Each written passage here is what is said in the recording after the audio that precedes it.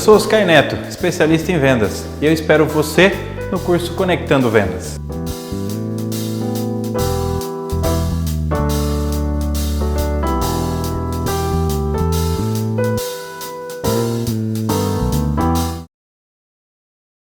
E aí galera, essa é a aula de número 3.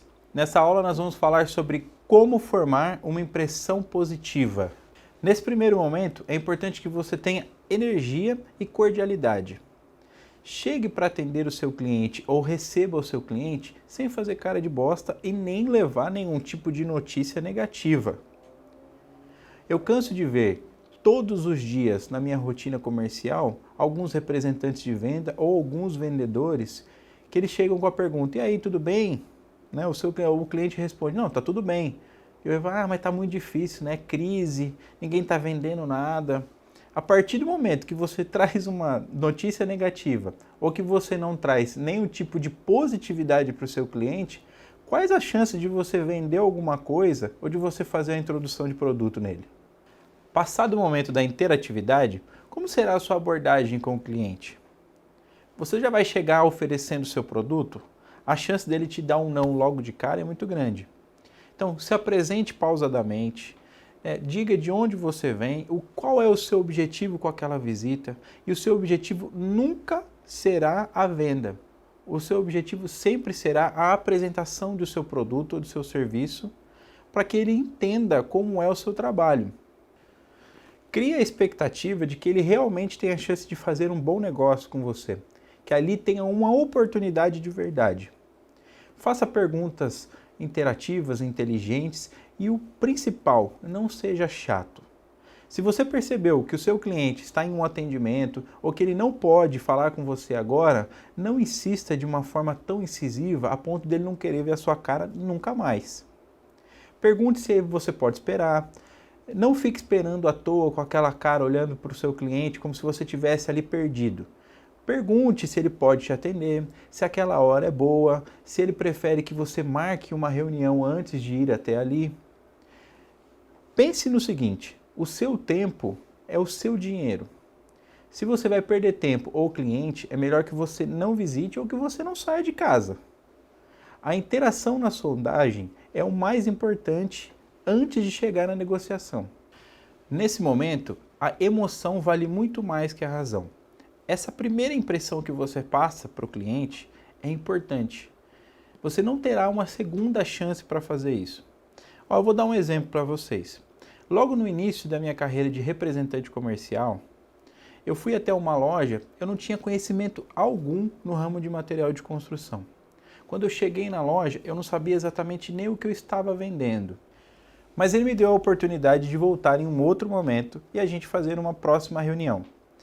Naquele dia ele não estava interessado em comprar nada, mas eu consegui me vender para ele, vender a minha imagem como profissional. Eu não tinha conhecimento técnico, mas eu tinha conhecimento de pessoas. Então pense bem, a hora que você está chegando para vender ou para fazer aquele primeiro contato, antes de vender qualquer coisa, a sua imagem chega na frente. E você está falando com pessoas e não com números nem com robôs. As pessoas querem conexão humana. É isso que vai te trazer novos resultados e te dar a introdução para conseguir conversar com o seu cliente nas próximas vezes ou dar continuidade no seu atendimento. Tenha consciência de quando você está sendo chato. Se o seu cliente não te dá abertura para novos assuntos, é porque ele não está nem um pouco afim de te ouvir. Nessa aula vimos que é muito importante o vendedor ter feeling de atendimento, saber se ele pode se aproximar ou não e quando se aproximar, para que as portas não sejam fechadas futuramente. É importante você saber que as vendas são concretizadas entre a primeira e a sexta visita. Então, se você não conseguiu vender na primeira, na segunda ou na terceira, mas as portas estão abertas e você concluiu que ele é um lead qualificado, não desista. A sondagem é uma das principais habilidades de um grande vendedor. A maneira correta de você fazer as perguntas e quais os tipos de pergunta fazer vão fazer toda a diferença no final do atendimento. Nesse início, você precisa entender a história do seu cliente como negócio. Vamos esquecer ali o lado pessoal e vamos partir diretamente para o lado comercial. Normalmente, quando você estuda sobre perguntas no ramo comercial, existem as perguntas abertas e fechadas. E os especialistas em vendas dizem muito sobre as perguntas abertas e que as perguntas fechadas não são muito interessantes. Eu discordo completamente. Se imagine uma luta de boxe, quando você ou lutando ou você já viu alguma luta de boxe. Algum lutador já lutou apenas com a mão esquerda ou com a mão direita? Acho pouco provável, né?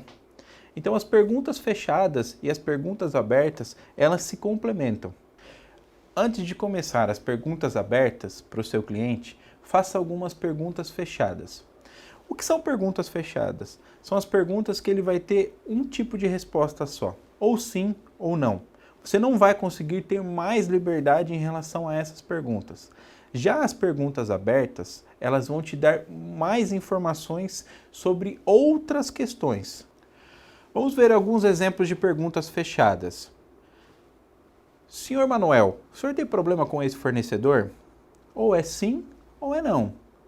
Ele não vai te dar muito mais informações sobre isso. Um outro exemplo de pergunta fechada. O senhor gostaria de melhorar esse processo? Ou é sim ou é não. Um outro exemplo ainda de pergunta fechada. Vocês já trabalharam com esse produto? Ou é sim ou é não. A partir daí, você vai ter consciência de que se ele é um lead qualificado ou não. Se você vai ter abertura para fazer as perguntas abertas. Que são, por exemplo, como é feito o seu processo logístico? Para ele te responder essa questão, ele precisa pensar de como é feito e te dar uma resposta mais elaborada. Dentro dessa resposta, com certeza você vai conseguir pescar algumas informações para as próximas perguntas. Um outro exemplo de pergunta aberta. Quais são as dificuldades nessa área? Ele também vai precisar raciocinar e pensar muito para te fazer essa resposta, para te dar essa resposta. Um outro exemplo de pergunta aberta. Quem são os seus fornecedores atualmente? Para isso, ele tem que pensar nos fornecedores e para ver se você encaixa no portfólio dele de atendimento. Para que as perguntas abertas e fechadas surtam o efeito necessário, é importante que você tenha escuta ativa. Escute bem o que seu cliente está falando, preste bem atenção. Tudo aquilo que ele está falando é arma que você vai usar na negociação. Toda a parte emocional e racional, você tem condição de usar isso no fim do atendimento. Pare para pensar da seguinte forma, ele está te dando informação sobre o negócio dele, toda a história do negócio dele. Você está fazendo perguntas sobre o passado, sobre o presente e sobre o futuro da empresa. Até onde ele chegou e para onde ele quer chegar. Tem muito envolvimento emocional aí. Se você escutar direitinho tudo aquilo que ele está te falando, isso vai te ajudar muito. E não cometa o erro de cortar o seu cliente. De repente, você não precisa fazer todas as perguntas. Com uma ou duas perguntas, ele já vai te dar todas as informações que você precisa. O vendedor que fala demais e escuta de menos, ele está perdendo muito espaço no mercado. O cliente ele não quer saber de muita informação de ladainha e querer saber de você. Ele quer saber de como você vai resolver o problema dele. E escutando, eu tenho certeza que você vai ter as armas corretas para isso. Após o cliente falar tudo o que precisa, apresente o suporte. Qual a solução que você tem para melhorar o processo, melhorar o serviço, aumentar as vendas do seu cliente ou introduzir um produto que ele realmente queria? Essa foi a aula de número 3, que vai te conectar muito mais ao seu cliente.